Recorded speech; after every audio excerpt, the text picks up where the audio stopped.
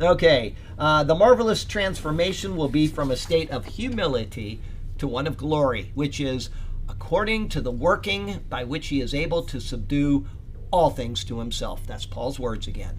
What is now frail, easily harmed or destroyed, and which is corrupt and in a state of humiliation will be, according to the same power by which Christ will subject all things, bringing them into order and harmony which they were originally intended to be in.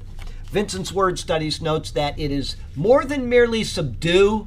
It is to bring all things within his divine economy, to marshal them under himself in the new heaven and the new earth, and in which we shall dwell in righteousness. Hence, the perfected heavenly state, as depicted by John, is thrown into the figure of a city, an organized commonwealth.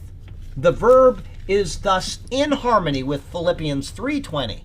The work of God in Christ is therefore not only to transform, but to subject, and that not only the body, but all things. That's Vincent's Word Studies who said that. Very flowery, very nice, but very precise.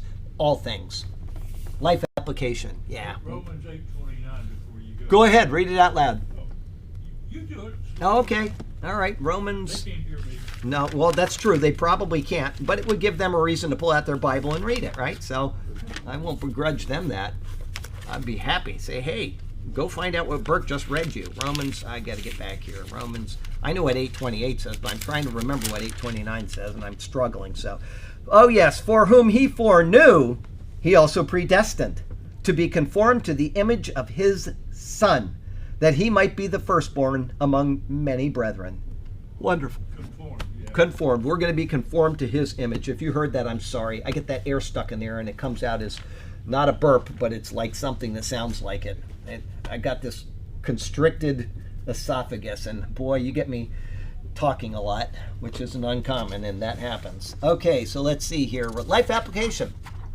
Chapter 3 of Philippians closes out with these marvelous words of assurance and even of great expectation of the glory which lies ahead. Joy for the present hope.